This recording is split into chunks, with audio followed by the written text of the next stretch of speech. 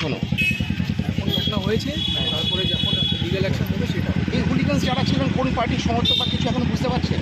এখন তদন্ত হবে, কেস হবে, তদন্ত হবে, যদি দরকার হবে অ্যারেস্ট হবে, কোনো অসুবিধা নেই। কতজন আহত আছে আপনাদের পুলিশের খাতায়? আহত আছে সব আমরা দেখছি, কতজন কি আহত আছে, কীভাবে হয়েছে, সব কিছু তদন্ত হবে আর সব ধরা পড়বে। দিনে দুপুরে বোমাবাজির মতন একটা অবস্থা। না না, সেরকম পারমিশন হয় না।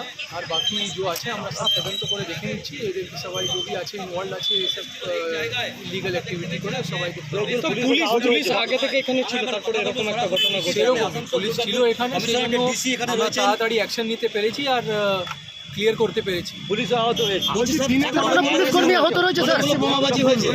আমরা তাড়াতাড়ি অ্যাকশন নিতে পেরেছি, এখন ক্লিয়ার করতে পেরেছি আর বাকি যে আছে আমরা কেস করে ইনভেস্টিগেশন করে অ্যাকশন এটা আমরা দেখছি এখন।